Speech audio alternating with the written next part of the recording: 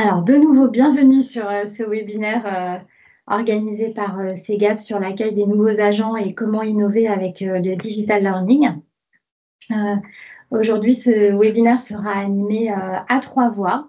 Donc, je me présente, je suis Stéphanie Delétang, je suis directrice du département formation chez CEGAP et j'ai le plaisir d'être accompagnée par deux experts de chez CEGAP, donc Éléonore Lazo,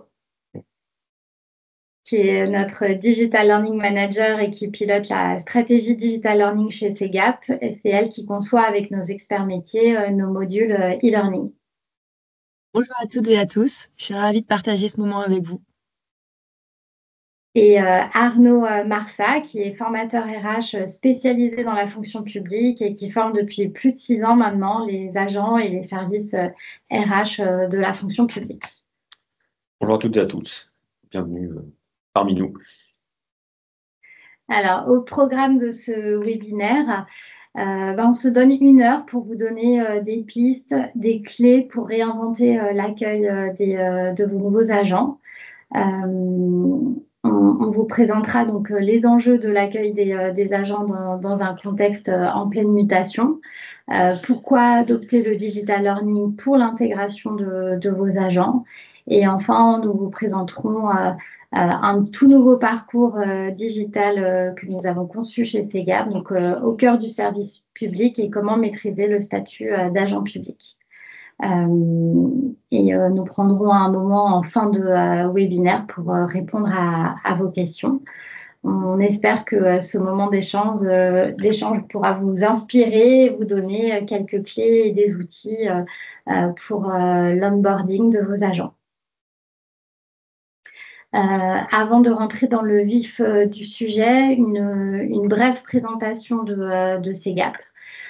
Donc, CEGAP est une entreprise française.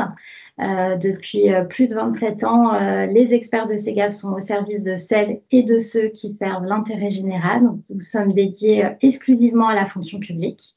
Et nous sommes convaincus que la digitalisation de la GRH et la formation des agents sont les leviers de transformation de la fonction publique. C'est pourquoi nous vous proposons aujourd'hui des offres en lien avec nos deux activités, donc activité d'éditeur de logiciels et activité d'organisme de formation. Sur le logiciel, donc, nous proposons différents logiciels autour du SCRH pour la fonction publique d'État. Donc ça, c'est le logiciel WinPay plus RH. Une solution paye de référence pour la préparation de la paye à façon dans la fonction publique d'État, toujours, donc c'est WinPay plus RH Prélic. Et enfin, un logiciel de gestion du risque chômage, qui est le logiciel Indeline. Associé à cette activité, ce service de logiciel, nous proposons un service d'externalisation de la gestion des dossiers chômage, donc pour les établissements en auto-assurance. Et donc, en parallèle de cette activité logicielle, nous sommes organisme de formation certifié Calliope depuis 2020 et nous proposons plus de 110 formations au catalogue. La formation chez CEGAP, très rapidement, parce que vous êtes déjà nombreux à nous connaître. Donc, on dispose d'un panel de plus de 50 formateurs spécialisés dans la fonction publique et experts métiers. Nous proposons 110 programmes de formation. Nous formons plus de 8000 stagiaires par an et nous sommes très fiers d'afficher une note de satisfaction de 9 sur 10 qui est sur la moyenne des 6 derniers mois, qui est gage de l'excellence de nos formations et de la qualité de nos prestations. Nous proposons donc au catalogue plus de 110 programmes de formation exclusivement dédiés à la fonction publique. Premièrement, sur les thématiques qui couvrent tous les métiers des ressources humaines, donc de la gestion des carrières, la gestion administrative, en passant par la gestion de la paye, des relations sociales, la gestion du risque chômage. Une gamme sur l'égalité et la prévention des discriminations. Et enfin, des formations sur la qualité de vie au travail et les conditions de travail, la prévention des risques professionnels et nos formations en management et développement personnel. Chez Segap, nous adaptons notre offre aux nouveaux besoins et aux nouveaux usages et nous développons pour cela des solutions pédagogiques innovantes et adaptées en présentiel et en distanciel. Donc, des formations en présentiel qui sont enrichies d'une pédagogie active et engageante et des classes virtuelles qui retranscrivent toute la qualité de la formation présentielle, mais adaptée aux outils à distance. Et en parallèle, nous sommes résolument engagés dans la digitalisation de la formation. Et nous nous appuyons pour cela sur deux forces, en fait. Notre expertise reconnue de la fonction publique, associée à une cellule digital learning en interne, donc, qui est pilotée par Éléonore Lazzo. Et c'est vraiment ce combo expert métier fonction publique et cellules internes qui nous permettent de développer des solutions e-learning et blended learning qui sont réellement adaptées aux besoins des établissements publics. Et donc, nous allons vous présenter dans ce webinaire la nouveauté 100% e-learning être agent public pour les nouveaux agents, qui a été conçu par Arnaud, notre expert RH fonction publique, qui a d'ailleurs animé de nombreuses formations sur être agent public pour les 3 fonctions publiques, donc sur les droits, les obligations, la déontologie et un vernis sur la carrière des agents publics. Et donc a été accompagné dans ce projet par Éléonore Lazzo, notre Digital Learning Manager. Et avant de vous présenter ce parcours, Arnaud va revenir sur la genèse du besoin et sur comment et pourquoi nous avons créé ce parcours. Je laisse la main à Arnaud. Merci Stéphanie, merci Léonore. Alors bonjour à toutes et à tous à nouveau. Alors les enjeux de l'accueil des nouveaux agents dans la fonction publique, si vous voulez, à un point d'entrée, j'allais dire, qui est incontournable, qui finalement est d'origine juridique. Là, on est vraiment dans les aspects juridico-juridiques. Vous le savez sans doute, le Code général de la fonction publique, sous influence du droit communautaire, ne cesse de s'enrichir. Et depuis le 1er septembre 2023, eh bien, un nouvel article est apparu dans le Code général de la fonction publique, l'article L115-7, pour les puristes, si on est très très exact, qui nous dit des choses alors qu'on savait plus ou moins déjà. On nous dit que l'agent public doit recevoir de son employeur communication des informations et règles essentielles relatives à l'exercice de leur fonction. Alors, si vous voulez, la première fois qu'on a vu ça, effectivement, la communauté des DRH s'est dit, on n'a pas attendu finalement ce texte pour le faire. Néanmoins, il faut comprendre qu'aujourd'hui, cet article du Code général de la fonction publique a été complété réglementairement par un décret du 30 août 2023 qui finalement vise l'ensemble des agents, quel que soit leur statut, à minima les agents titulaires comme les agents contractuels des 3 fonctions publiques, et qui finalement officialise, si je puis dire, une obligation nouvelle pour les employeurs publics d'information donc de leurs agents, mais aussi pour les agents, ça crée un nouveau droit. Voilà, on s'est dit, alors effectivement, si vous regardez un petit peu le détail des textes, on nous dit, l'agent doit recevoir un certain nombre d'informations, alors pour certaines très générales, et puis d'autres peut-être un peu plus techniques, la rémunération. Alors la rémunération, si on n'est pas un spécialiste de l'indice brut et de l'indice majoré, quand on arrive dans la fonction publique, ça peut être un petit peu déroutant. On nous dit aussi qu'il faut informer les agents sur leurs droits à congés rémunérés. Alors les congés rémunérés, il y en a quand même un certain nombre. Et puis on a des informations qui doivent être délivrées, par exemple, sur la protection sociale, voire sur la protection sociale complémentaire. Vous savez à quel point ce sujet est d'actualité. Bref, une information, j'allais dire, que sans doute les employeurs publics délivrent. En ce sens, si vous voulez, ils vont avoir honoré leur obligation, j'allais dire, d'information, mais nous, on n'est pas persuadés, si vous voulez, que ça suffise. Si vous voulez, l'information, parfois, peut devenir assez vite technique. Et c'est pour ça que ça nous a motivés, si vous voulez, pour se dire, on va pousser quand même le sujet un petit peu plus loin et développer donc ce parcours dédié à l'accueil des agents publics. Donc ça, c'est vraiment le premier point d'entrée. Donc vraiment, les enjeux incontournables, puisqu'ils sont, je vous le disais, juridico-juridiques. Et puis, on va avoir d'autres enjeux qui sont, si vous voulez, de plusieurs ordres. Un des premiers enjeux, c'est celui finalement, alors qui tombe un peu sous le sens, mais qui est évidemment très important, de l'acculturation au secteur public. Hein, si vous voulez, ici, on est un petit peu en mode, lorsque j'arrive dans la fonction publique et que je connais pas du tout la fonction publique, hein, il peut y avoir peut-être un choc des cultures, hein, puisque je l'apprends pas à vous, hein, qui êtes des spécialistes.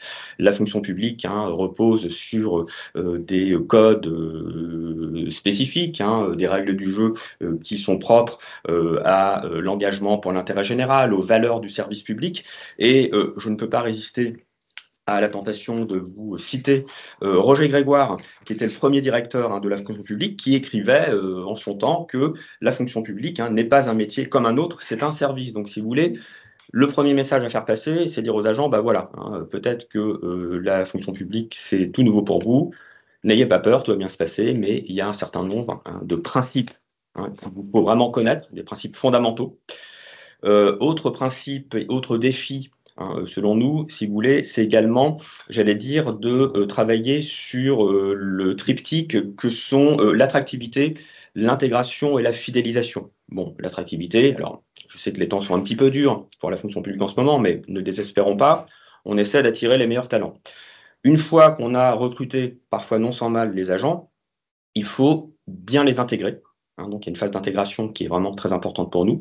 Et puis, après, si vous voulez, il faut les fidéliser. Hein, puisque si, par exemple, hein, vous avez recruté un agent contractuel sur les métiers du numérique, hein, pour prendre un exemple parmi d'autres, sur des métiers en tension, il ne faudrait pas que l'agent, au bout de quelques temps, se dise « Oh, finalement, j'étais aussi bien dans le secteur privé ». Non. Donc, il nous faut, si vous voulez, à notre sens, vraiment, c'est le deuxième axe, hein, sensibiliser les agents aux évolutions professionnelles. Alors, évolution de carrière pour les agents fonctionnaires. Alors, si vous voulez, pour les candidats qui ont passé des concours, peut-être que c'est un peu plus intuitif, hein, puisqu'ils ont eu un vernis.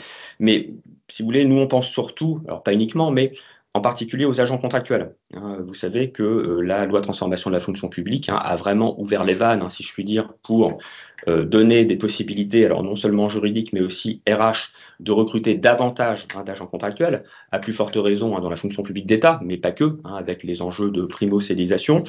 Donc, si vous voulez, on se rend compte un petit peu aujourd'hui que là où on parlait par le passé finalement de voie royale par le recrutement par concours, on se rend compte aujourd'hui que même si juridiquement c'est pas forcément encore tout à fait écrit comme ça, puisque le fonctionnariat doit rester quand même le mode privilégié, dans la vraie vie RH, hein, si je puis dire, on se rend compte qu'il y a de plus en plus, hein, si vous voulez, d'agents contractuels, et il nous semble particulièrement important, hein, et ça c'est un autre enjeu RH, de ne pas laisser de côté la population d'agents contractuels qui a d'autant plus besoin, selon nous, hein, d'être accueillis bien. Hein. C'est en cela que on pense que ce parcours, hein, qui va aller, on va vous en reparler un petit peu plus tard, hein, dans le détail, voilà, de ce que c'est que la vie d'un agent public, hein, pour faire simple, est un véritable enjeu, hein, selon nous. Et c'est en ce sens que nous avons travaillé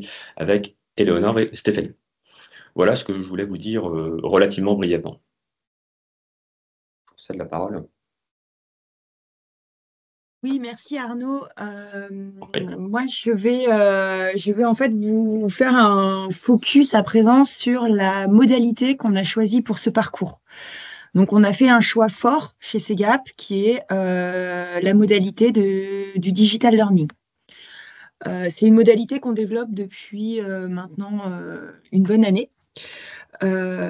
Pour pouvoir répondre à de nombreux besoins qu'on a identifiés dans la fonction publique.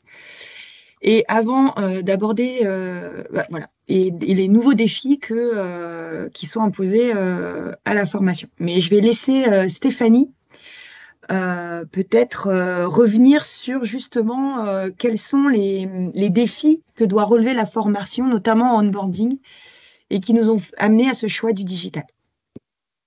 Oui, tout à fait.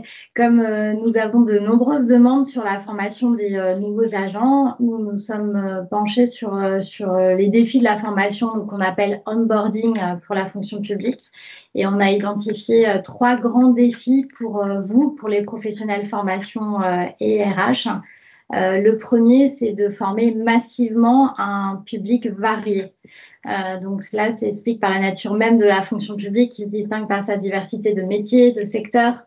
Donc cette diversité qui impose aux services de formation de former des gros volumes d'agents répartis sur un vaste territoire et avec une diversité de métiers, donc administratifs, techniques, soignants, enseignants, de profils et une diversité de statuts, donc contractuels, fonctionnaires. Ça, c'était le premier défi qu'on a identifié. Le deuxième, eh bien, c'est l'enjeu financier et l'enjeu organisationnel. On le sait, le contexte actuel est plutôt à la restriction budgétaire et donc il est capital pour les responsables formation et les professionnels RH d'optimiser les budgets, de trouver des solutions pour former le plus d'agents possible et tout en réduisant les déplacements en temps et en coût et en garantissant la continuité de service. Le troisième défi, qui est de s'adapter aux nouvelles organisations du travail. Donc, on a vu le télétravail qui s'est développé massivement comme nouveau mode d'organisation. Ça peut rendre la tâche parfois un petit peu ardue pour les responsables formation pour trouver des temps communs et collectifs. Le deuxième point par rapport à ces nouvelles organisations du travail, c'est l'usage du numérique qui se développe partout, dans tous les secteurs. On voit que la transformation numérique touche tous les secteurs et la fonction publique n'échappe pas à cette évolution et devient un élément vraiment structurant du travail. Et donc, dans ce cas, la formation doit aussi s'adapter, montrer l'exemple et s'adapter à ces nouveaux usages numériques. Et donc, ces trois défis, donc former massivement un public varié, des enjeux financiers organisationnels et une nouvelle organisation du travail, enjambent des nouveaux besoins. Donc, des besoins de formation plus flexibles, plus accessibles et économiques et adaptés aux nouvelles organisations du travail. Et donc, c'est en étant conscient de ces enjeux forts pour les services RH et formation et sur l'importance de l'accueil des agents publics que nous avons fait ce choix stratégique et fort de développer une offre digitale sur ce sujet notamment. Et je vais laisser Éléonore vous présenter plus en détail ce projet. Merci Stéphanie. Oui, donc voilà la raison pour laquelle on a fait ce choix résolument fort d'aller vers le digital learning. Donc, rapidement, pour revenir sur qu'est-ce qu'on appelle et qu'est-ce qu'on a cherché à développer chez Segap dans le digital learning, c'est vraiment la possibilité de proposer des ressources pédagogiques qui s'appuient sur des technologies numériques, notamment les technologies de diffusion via Internet et via les plateformes, via les nouveaux outils de communication. Quand on parle de digital learning, on a en tête 4 grandes familles de ressources pédagogiques ou de modalités pédagogiques aussi. La plus connue, la plus utilisée aujourd'hui, et notamment à travers les universités qui ont développé ces modalités depuis maintenant de nombreuses années, c'est les parcours d'apprentissage en ligne ou encore les MOOC, qui sont des formats très particuliers où les apprenants sont en autonomie face à des vidéos, face à des modules e-learning, face à des documents téléchargeables, des exercices en ligne. Donc ça, c'est une première grande modalité qui vient solliciter l'autonomie de l'apprenant et sa capacité à réguler son apprentissage un peu seul devant son ordinateur, voire accompagné. La deuxième grande famille, c'est ce qu'on va appeler le blended learning. En beau français, c'est l'apprentissage hybride. Donc, ça va être un mélange entre l'utilisation du digital et le recours à des méthodes plus classiques de formation, notamment le présentiel, donc avec une alternance e-learning présentiel.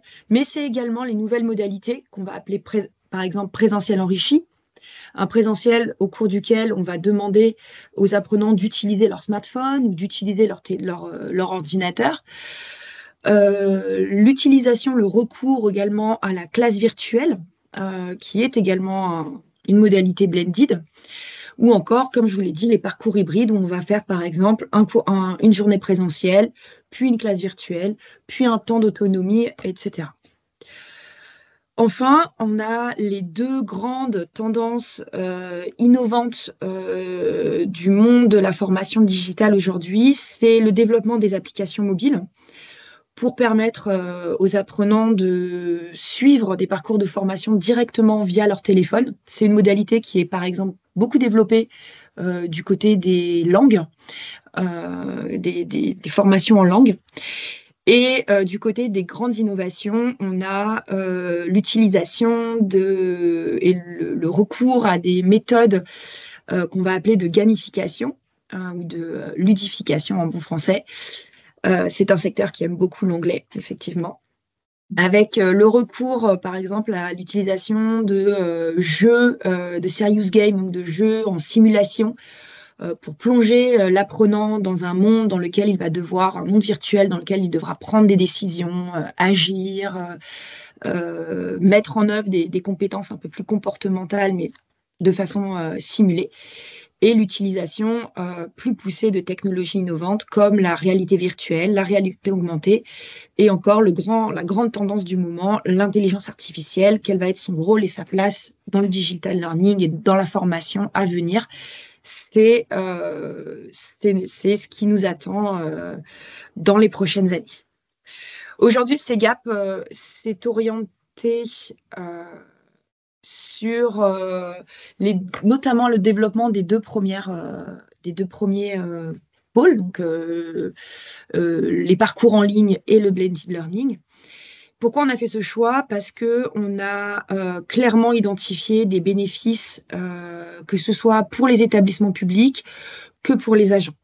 Donc les bénéfices, ils sont du côté des établissements, c'est la possibilité de présenter à travers ces formats des expériences de formation innovantes, plus optimisées, plus déployées donc sur un territoire plus vaste, donc de répondre aux besoins qu'a évoqué Stéphanie en amont. Ça vous permet de mieux organiser les plannings et également de mieux maîtriser votre budget de formation. Et un avantage, et non pas des moindres, qui va vous permettre également de suivre avec des indicateurs plus précis les avancées des apprenants. Côté apprenant, le digital learning, ce qu'il amène, c'est plus de flexibilité parce que ça va lui permettre de se former. Donc, quand on parle de formation e-learning, de se former sur des temps de formation qui sont mieux adaptés à son poste de travail, donc à trouver un équilibre plus sain entre le temps sur poste de travail et le temps passé en formation, ce qui va lui permettre d'organiser une montée en compétences un peu plus à son rythme, puisqu'il pourra idéalement se former sur des créneaux qu'il aura choisis chez lui, sur son poste de travail, sur son poste de télétravail, sur son ordinateur, sur son téléphone, sur sa tablette, là où il se sentira plus à l'aise, ce qui lui donnera évidemment plus d'autonomie.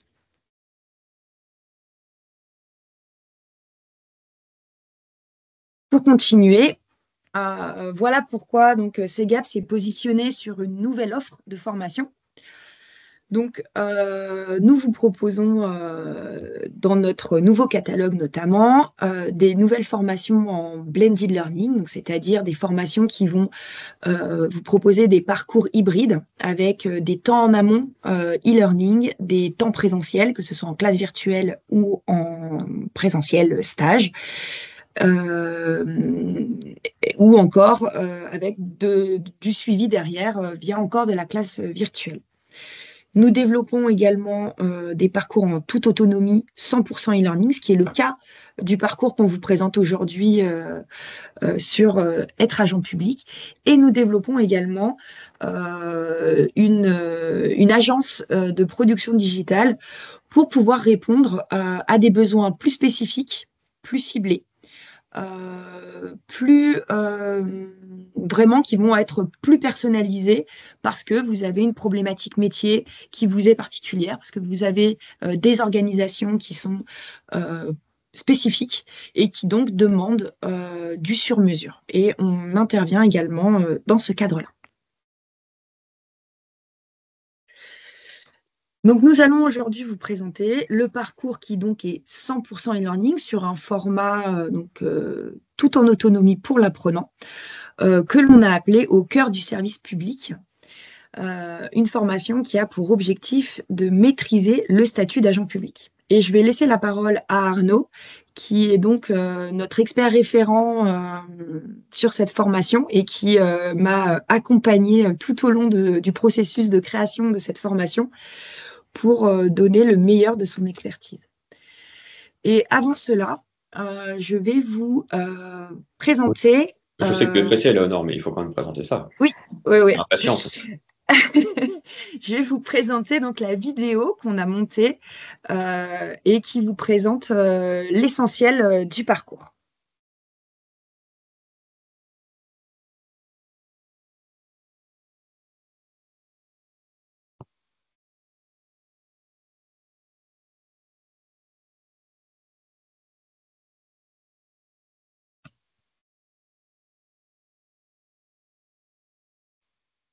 Mince, il n'y a pas le son.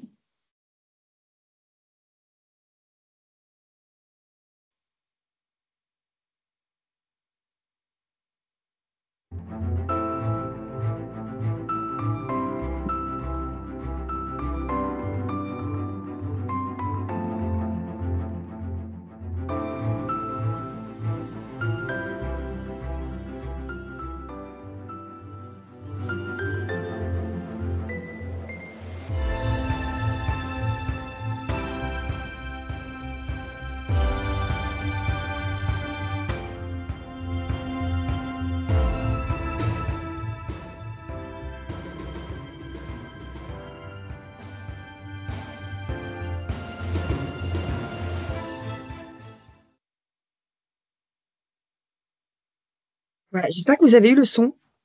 Ouais. Oui, à la fin. Il a fini par venir. Merci. Donc voilà, j'espère que cette petite bande-annonce vous a donné envie d'en savoir plus. Et donc je vais maintenant laisser la parole à Arnaud qui va vous présenter le contenu plus en détail. Ah non. On ne s'en lasse pas. Non. Ça lasse pas, ça lasse pas. Alors, ouais, merci Léonore. Alors, tu disais que je t'avais accompagné, mais tu m'as accompagné aussi. Donc, c'est vraiment un travail collaboratif. Être un agent public, qu'est-ce qu'on s'est dit? On s'est dit, au même titre qu'on assurait ce parcours en présentiel, sur une journée, on s'est dit, qu'est-ce qu'on veut faire passer là encore comme message? Moi, la première chose que je me suis dite, qui est un peu du bon sens, c'est qu'il faut s'adresser à tout type d'agent. Quel que soit son statut, quel que soit son métier. Alors, je prends souvent l'exemple d'une des formations qui m'avait un peu marqué, parce que j'avais fait une formation dans un CREPS. Et en fait, des deux côtés de la table, j'avais d'un côté un agent d'entretien, de l'autre une responsable de la formation. Et l'idée, si vous voulez, peu importe, si vous voulez, les métiers, c'était de faire passer le même message de base, si je puis dire. Et pour les trois versants, la fonction publique, puisqu'on va s'adresser effectivement à l'État, à la territoriale et à la fonction publique hospitalière. Alors, autant, si vous voulez, comme vous le savez, il peut y avoir certaines spécificités selon le versant, autant sur ces sujets un peu généraux, par chance, on a quand même une réglementation qui est à peu près harmonisée, donc c'est déjà pas mal, si on peut mettre en facteur, si je puis dire. Alors, comment on a construit ce parcours? Non pas comme une tragédie, puisqu'on parle d'actes, mais c'est plutôt, on va dire, une comédie de mœurs. Alors, j'espère que ce n'est pas non plus du théâtre de boulevard. Plus sérieusement, trois parties. Un premier acte un peu introductif, si vous voulez, sur l'acculturation dont je vous parlais tout à l'heure. Là, on va jouer, si vous voulez. Alors, vous savez, on en parle beaucoup en ce moment. Parfois, c'est un petit peu réducteur, mais les grandes différences entre le secteur public et le secteur privé. On va s'intéresser à l'organisation administrative de la fonction publique. Est-ce qu'on doit parler de la ou des fonctions publiques? Qu'est-ce que c'est qu'un versant de la fonction publique? Qu'est-ce que c'est que l'organisation statutaire? Comment on est passé des lois Le Pors avec des textes un petit peu éparpillés à droite à gauche à quelque chose de beaucoup plus structuré qu'est aujourd'hui le référentiel des agents publics. Donc j'ai cité le Code général de la fonction publique, au même titre que, si vous voulez, parce que maintenant on est un peu gêné, parce que quand vous arrivez dans le secteur privé, tout le monde identifie en tant que salarié que le Code du travail, c'est son référentiel. Dans le secteur public, jusqu'à maintenant, on était un peu gêné, on restait un peu évasif. Aujourd'hui, on peut être très fier d'annoncer qu'on a le code général de la fonction publique qui est vraiment le référentiel des agents. Donc ça, on va le mettre en avant évidemment. Et puis, piqûre de rappel sur les lois du service public, continuité, égalité, mutabilité, les différentes catégories de personnel. Alors, grosso modo, les fonctionnaires d'un côté, les contractuels de l'autre, et puis parfois, pour l'enseignement supérieur, où il y a des textes spécifiques, un petit plus sur les vacataires de l'enseignement supérieur, par exemple. Bon, après, des vacataires dans les trois versants de la fonction publique, mais c'est plus ou moins réglementé. Et puis, point d'importance également, les instances représentatives du personnel. Si je viens du secteur privé, je connaissais le CSE, aujourd'hui, quand j'arrive dans la fonction publique, alors si je suis dans l'hospitalier, je connaîtrais le CSE, mais qui n'a pas exactement la même signification. On va parler de comités sociaux, comme vous le savez, ou de CAP ou de CCP. Donc, on veut vraiment sensibiliser les agents sur ces points fondamentaux. Et puis, deuxième acte, là, on va jouer sur un sujet qu'évoquaient tout à l'heure Stéphanie et Léonore, que sont la posture de l'agent public. Alors, l'agent public, si vous voulez, a des droits, heureusement, pour le protéger contre certaines attaques extérieures, mais aussi, il a un certain nombre d'obligations, ce qui est l'apanage de la qualité d'agent public pour, justement, protéger plutôt la collectivité, l'administration, contre d'éventuels, entre guillemets, excès. Là, je ne peux pas non plus résister de vous faire part d'une autre citation, cette fois-ci de Maurice Oriou, qui était, comme vous le savez, un grand spécialiste du droit administratif, qui nous disait que le fonctionnaire constitue un citoyen spécial dont le privilège d'exprimer la puissance publique et l'intérêt général doit être conditionné par le respect d'obligations déontologiques. Donc, si vous voulez, ce qu'on veut faire passer comme message, c'est que être agent public, c'est parfois contraignant. Alors, on va le dire de manière soft, on ne va pas faire peur aux candidats que parfois vous avez du mal à recruter, mais on va vraiment jouer sur ces aspects-là en rappelant effectivement les droits, les obligations, les droits en tant que citoyen, en tant qu'agent, les obligations et puis les valeurs déontologiques, que sont les valeurs de neutralité, de laïcité, de dignité, etc. Alors là, comme on est sur un sujet un peu compliqué parfois, qui peut faire peur, Éléonore vous a concocté, elle vous fera une petite démonstration tout à l'heure, une espèce de jeu de loi de la déontologie qu'on a mis en regard avec les conséquences du non-respect par les agents de ces principes. Donc, si vous voulez, pour amener de manière un petit peu ludique les questions liées à la responsabilité disciplinaire, une fois encore, pour faire ça dans quelque chose, dans un cadre, on va dire, bienveillant. Donc ça, c'est vraiment le deuxième acte. Et puis le troisième acte, c'est tout ce qui va concerner, si vous voulez, l'évolution professionnelle. Alors, on parlera effectivement de sujets communs pour les fonctionnaires et pour les contractuels d'entretien annuel, d'entretien professionnel, donnant lieu donc chaque année à l'élaboration d'un CREP, d'un compte-rendu d'entretien professionnel que vous connaissez toutes et tous. Un point sur les voies d'avancement pour les fonctionnaires, échelon, grade, promotion interne. Un point aussi sur des notions qui peuvent paraître un petit peu rugueuses quand on arrive fraîchement dans la fonction publique. On parle souvent de position d'activité, mais qu'est-ce que ça veut dire la position d'activité? Est-ce que ça veut dire que vraiment je suis en activité? Alors, comme vous ne le savez pas forcément, mais on va jouer sur ces éléments de langage que sont donc la position d'activité, le détachement, la disponibilité, le congé parental, la mise à disposition notamment. On a aussi un développement sur les congés, alors les congés dans leur diversité, les congés annuels, les congés pour se former, les congés en tant que parents, pour raisons familiales notamment. Et puis, les meilleures choses ayant une fin, on fera un point également sur la cessation des fonctions, que la rupture de la relation de travail soit à l'origine de l'agent ou de l'employeur. Donc, on parlera de démission, de licenciement, de non-renouvellement de contrat pour les agents contractuels, et puis de rupture conventionnelle, voire d'abandon de poste, notamment.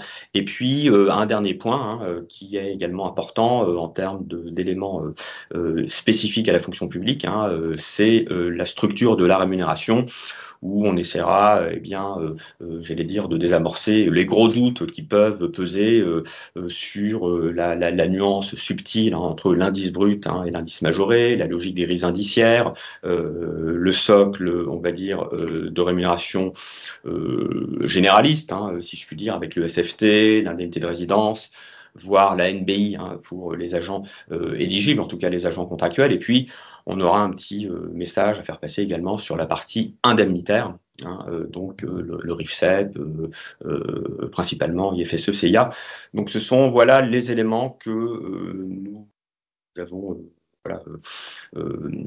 décidé d'évoquer à l'occasion de ces différents parcours, de ces différents actes. Voilà, j'ai fini. Merci Arnaud. Donc, sans plus attendre, nous allons passer à une démonstration pour vous montrer. Parce que, en fait, ce parcours, donc, on l'a pensé comme une expertise dans une forme. Donc là, l'idée, on vous a présenté vraiment le contenu, le pourquoi, le comment. Maintenant, on va vraiment vous proposer l'expérience réelle de l'apprenant. Donc tout d'abord, ce parcours, il est dans un premier temps, là je vous présente l'expérience où le parcours est hébergé sur la plateforme de l'Académie Ségap, qui a donc vu le jour. C'est une plateforme en ligne auquel les apprenants ont accès dès le moment où ils sont inscrits, et ce par rapport à ce parcours pendant 2 mois. Donc ils ont accès à cette interface sur laquelle ils vont pouvoir retrouver ici, vous voyez, les formations auxquelles ils sont inscrits. Donc là, en l'occurrence, cette personne est inscrite donc, à la formation ici, exemple. Elle est également inscrite à l'acte 1 des fondamentaux du service public et à l'acte 2. Dans la logique, les actes que vous voyez ici se débloquent les uns après les autres. Donc, ils ne se débloquent pas à date, mais ils se débloquent à partir du moment où la personne a terminé l'acte 1. À ce moment-là, l'acte 2 se débloque. Pour des raisons évidemment de navigation dans le cadre de ce webinaire, ces 2 actes ici sont débloqués. Je peux donc naviguer de l'un à l'autre, d'une ressource à l'autre, sans avoir besoin de valider à chaque fois ma progression. L'apprenant a également accès ici aux données d'avancement. Donc, il peut voir qu'il a participé, donc il a effectué à peu près 30% de ses formations. Il a passé 1 heure au total sur son interface à travailler. Et il a participé, donc il s'est connecté au moins 3 fois. Donc, ces données sont visibles pour lui. Et elles seront également visibles pour vous, puisqu'on vous proposera de pouvoir accéder à des rapports de connexion par rapport à vos apprenants. Donc, rentrons dans le vif du sujet.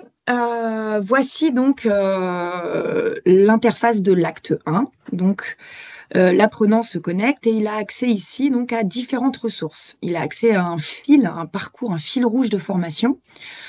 Donc, il va commencer par accéder à une introduction dans laquelle on va lui proposer un diagnostic de ses connaissances pour voir un peu où il en est sur la thématique. C'est aussi l'objectif de réveiller un peu sa curiosité. Ensuite, il pourra télécharger son carnet de bord, je vous le montrerai, sur lequel qu'il pourra imprimer et avec lequel il pourra travailler directement et personnellement. Puis, il aura accès au fur et à mesure à différentes ressources. Donc, des ressources qu'on a appelées d'abord e-focus, c'est des ressources qui vont durer à peu près une quinzaine de minutes, ce sont des modules e-learning, des vidéos et également des fiches mémo. Donc, je vais vous les présenter. Donc, dans l'introduction, on a donc cette première étape de présentation. Il a accès ensuite à une vidéo .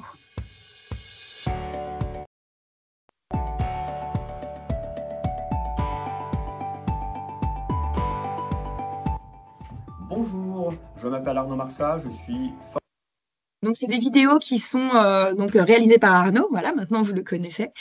Et c'est des vidéos en fait qui vont venir lui proposer à l'apprenant le contenu de chaque acte. Donc, c'est vraiment pour qu'il se sente accompagné et qu'il comprenne bien quel sera le contenu de chaque acte. Il pourra ensuite télécharger la fiche programme ou simplement la consulter. Et ensuite, passer à ce qu'on appelle le e-diagnostic, le e-diag. Donc, c'est une série de questions Donc là, en l'occurrence, la personne l'a déjà réalisé. Donc, on peut voir, vous voyez qu'il peut accéder à la bonne et à la mauvaise réponse. Et donc, l'idée, c'est que la personne se rende compte qu'elle sait des choses, mais qu'il y a également des choses qu'elle ne sait pas. Et qu'elle se rende compte aussi du gap qu'elle fera au fur et à mesure de la formation et donc des connaissances qu'elle acquérera tout au long de la formation. Donc, je passe rapidement. Vous voyez, il y a une diversité de questions-réponses. On a des vrais-faux, des QCM, des QCU, etc. Et à la fin, la personne a toujours accès à son résultat. Ce qui lui permet ensuite d'accéder donc au carnet de bord. Le carnet de bord, c'est un outil qu'on a voulu vraiment personnel. Donc, le carnet de bord, il peut le télécharger et l'imprimer. C'est vraiment un outil qu'on a voulu, un outil d'accompagnement au travail. Donc, on lui explique comment l'utiliser. Donc, c'est vraiment pour qu'il s'organise, qu'il prenne des notes, qu'il évalue lui-même ses progrès. Donc, par exemple, on va lui demander de réfléchir à ses propres objectifs tout au long de ce parcours. On va lui proposer également de planifier des dates de travail pour chacune des ressources avec le temps que vont lui demander chacune de ces ressources. Donc ça, c'est vraiment pour lui permettre de se donner de la visibilité dans son travail et se donner plus de chances de réussir. Et ensuite, on va lui proposer de s'auto-évaluer par rapport aux compétences qui sont abordées dans chaque acte. Donc, comment il se sent à ce début de module, plus ou moins à l'aise sur les compétences qui sont abordées dans ce module. Et ensuite, pour chaque ressource, il aura une zone de notes pour pouvoir noter les points qui lui semblent importants, les points qui lui semblent à revenir, sur lesquels il peut revenir. Ici, on lui propose également une activité de mémorisation à travers un mot mêlé. Donc, on est vraiment dans le ludique, mais parce qu'en fait, l'idée, c'est vraiment de venir mémoriser les messages clés et des notes personnelles. Donc là, vous voyez vraiment de la note, de la prise de notes organisée. Et à la fin du carnet, on va lui demander, donc à la fin de l'acte, de à nouveau se positionner sur les compétences pour qu'il mesure sa progression. Et on va lui demander, le questionner sur, à votre avis, quel est le point sur lequel vous avez moins progressé, sur lequel vous avez le plus progressé, et quels sont les messages que vous retenez. Et à nouveau, une zone de notes. Donc l'objectif de ce carnet, c'est vraiment un objectif d'apprentissage, de travail personnel, pour permettre à l'apprenant de mémoriser et de garder note de sa progression. Parce qu'on sait que virtuellement, c'est pas toujours simple de savoir où on en est.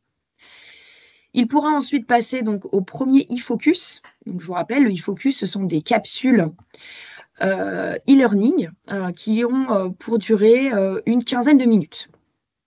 Donc, ce sont des capsules interactives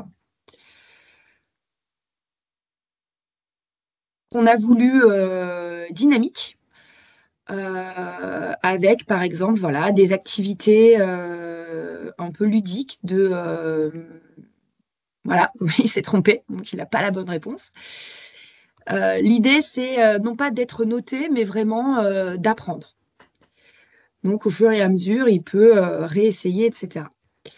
Il a évidemment un feedback à chaque fois, des notions d'apport, des définitions, des contenus d'expertise et également encore des petites activités et également j'essaye d'arriver à la vidéo. Voilà, des vidéos qu'on a voulu vraiment apprenantes et qu'on a été chercher sur des sites référencés, donc notamment la DGAFP. Et si on ne les a pas trouvées, c'est des vidéos que nous avons réalisées en interne.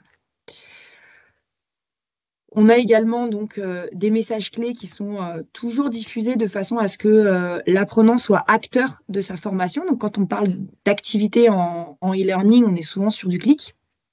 Donc, on a vraiment voulu motiver l'apprenant à ne pas être que lecteur. Donc, il doit aussi, ouvrir les messages au fur et à mesure de sa progression. Nous avons également créé des infographies pour que l'apprentissage soit à nouveau plus efficace. Donc là, vous avez l'infographie interactive qui lui permet d'accéder aux différentes dates de l'histoire du code, du code général de la fonction publique. Et enfin, nous avons également mis à disposition des infographies et des documents téléchargeables. Donc ici, il peut le télécharger pour qu'il puisse, encore une fois, garder trace de son apprentissage. La plupart des modules, je dis bien la plupart, parce que pas toujours tous, se terminent par un quiz qui, lui, est validé à 80% et sera pondéré dans son résultat final. Donc, plus il a de bonnes réponses, plus ce sera validé et valorisé dans sa progression finale et dans l'attestation ou dans le certificat final qu'il recevra dans sa formation.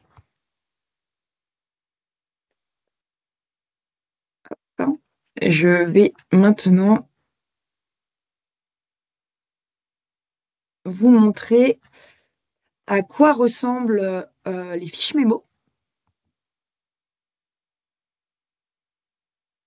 Donc, les fiches mémo, c'est vraiment l'idée, c'est de permettre à l'apprenant de garder des notes, de relire des notes, d'avoir accès aux messages clés essentiels de façon synthétique.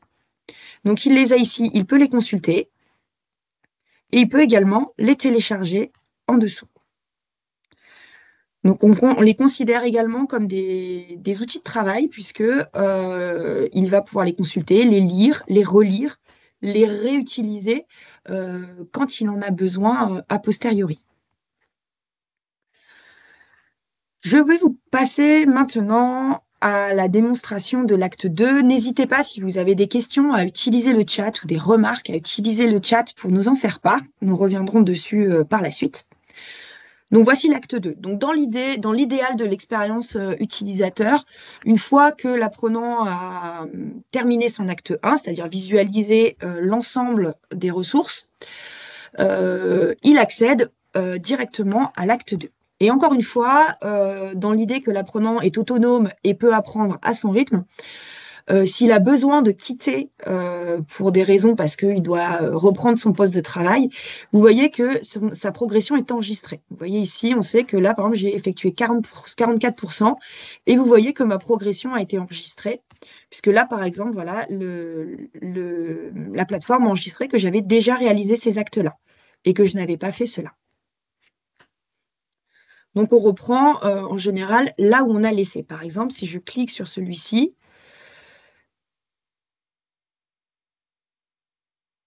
vous voyez que je reprends là où je me suis arrêtée. Donc, qui n'est pas le début du module.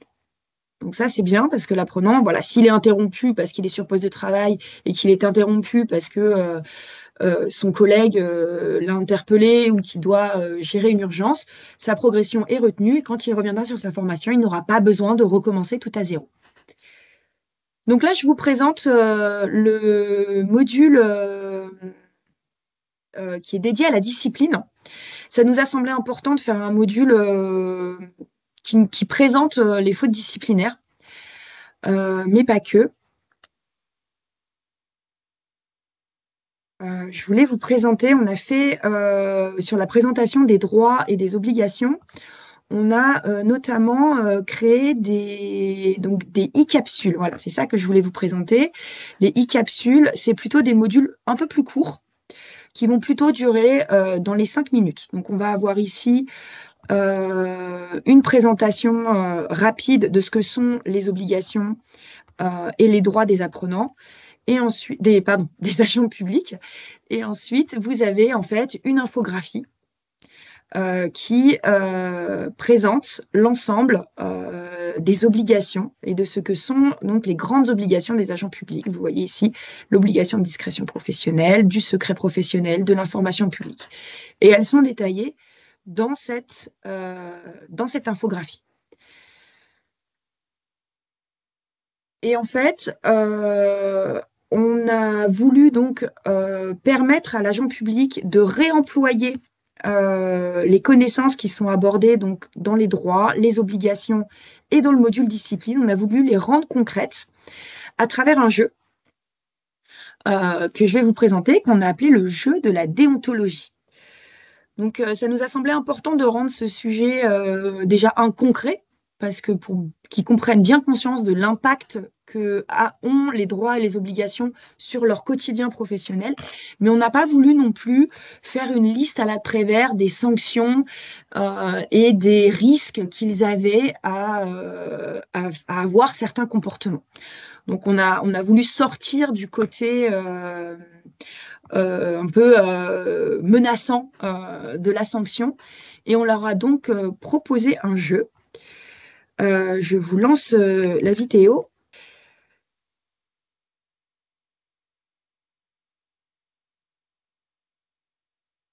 Donc voici le jeu. Vous voyez, il se présente comme un jeu de loi. Je dois d'abord découvrir les règles. Je vais les passer. Donc on lui présente les règles rapidement, mais il les aura eues. Donc ça a été ludifié. Gamifié, pardon. Donc il doit obtenir des étoiles. Il obtient des étoiles à chaque bonne réponse. Et l'objectif, c'est qu'il finisse le jeu avec le plus d'étoiles possible, donc en obtenant 3 étoiles. Et pour cela, il doit obtenir le plus de bonnes réponses possibles. Donc comment ça se déroule? Il lance le dé et il répond à un défi, qui est en fait une question qui va mettre à l'épreuve les connaissances qu'il aura acquis tout au long du parcours. Donc, je vais sélectionner une bonne réponse. Donc voilà, il a une bonne réponse, il obtient un point. Et vous voyez qu'il obtient ici une étoile. Donc au fur et à mesure du jeu de loi, il peut être confronté à des sanctions disciplinaires qu'on a ici, par exemple, ou alors à des recours. Donc, dans les sanctions, il aura des exemples de mauvais comportements qui aura été sanctionné et il devra notamment ensuite reculer d'une case et à nouveau répondre à un défi. S'il tombe sur une case recours, il va avoir une illustration, un exemple de type de recours qu'il peut mettre en place, qui est possible à mettre en place ou de demander, et il sera récompensé par le fait d'avancer de 2 cases et d'avancer plus vite dans le jeu. Donc par rapport à cette nouvelle formation et ce nouveau parcours, on vous propose aujourd'hui donc 4 modalités tarifaires que votre conseillère formation vous présentera plus en détail lors dans un entretien plus fouillé pour comprendre votre besoin par rapport à la formation de vos nouveaux agents. Le premier modèle tarifaire, c'est à la carte. C'est si vous avez quelques agents à former au compte-gouttes. On propose donc, sur notre LMS, CGAP, donc c'est la CGAP Academy, entre 1 à 5 licences. Et là, dans ce cas-là, on propose un prix apprenant, parce que comme si on est sur des petits modules, des petits volumes, on considère que c'est quasiment de l'inter. Donc là, on propose un prix par apprenant qui est de 450 € par apprenant. Ensuite, pour des dispositifs plus massifs et plus de volume, mais toujours sur notre LMS de CGAP, nous proposons un modèle tarifaire sous forme de licence et par tranche d'apprenants. Donc là, plus vous avez d'apprenants et plus le tarif est dégressif. Donc encore une fois, c'est votre conseillère formation qui vous présentera les différentes modalités tarifaires sur ce modèle-là. Et enfin, donc, on propose également un modèle tarifaire, donc, qui sont les deux derniers modèles, qui sont cette fois-ci sur votre LMS, si vous en avez un, et si vous souhaitez en fait dispenser cette formation sur votre LMS. Donc, le troisième modèle, c'est vous avez la pleine propriété du module, et donc on vous permet d'avoir l'acquisition d'une licence d'utilisation permanente. Donc sur votre LMS, on vous livre des SCORM que vous pouvez implémenter sur votre plateforme LMS propre à votre établissement. Et dans ce cas-là, vous achetez des modules et également du déploiement de projets pour que notre Digital Learning Manager vous donne accès aux SCORM et vous permette de bien les implanter sur votre LMS en fonction de votre contexte et de vos contraintes techniques. Et le dernier modèle, c'est le sur-mesure. Ça, c'est via notre agence de production digitale en interne où là, par exemple, le produit vous intéresse, le module vous intéresse, mais vous avez vraiment besoin d'avoir un module très spécifique à votre établissement. Et dans ce cas-là, on passe en mode CEGAP Agency, où on construit avec vous vraiment sur mesure ce module complémentaire qui vous permettra d'avoir vraiment une formation onboarding à votre image et donc avec des compléments qui vous seront propres. Et dans ce cas-là, c'est un modèle d'agence où on identifie vos besoins et on vous propose un devis sur mesure par rapport au nombre de modules supplémentaires que vous voulez et par rapport aux différents degrés de personnalisation et également de détails technologiques, si vous voulez de la vidéo, si vous voulez du motion, voilà, en fonction du niveau de module e-learning que vous souhaitez. Peut-être simplement ajouter que dans le déploiement en pleine propriété, en fait, l'idée de vous accompagner, c'est de pouvoir vous accompagner au déploiement du projet. Donc, on met en place avec vous un accompagnement au déploiement par rapport à vos besoins internes, vos besoins techniques, etc., pour vous permettre de déployer le module au mieux sur votre LMS. N'hésitez pas à contacter vos conseillères formation pour plus de renseignements, envie d'en savoir plus, aller plus loin dans la démarche et dans le projet. On sera ravis de creuser avec vous quels sont vos besoins par rapport à la formation de vos nouveaux agents ou globalement sur vos projets de formation e-learning. Nous vous souhaitons une très bonne journée et à très bientôt.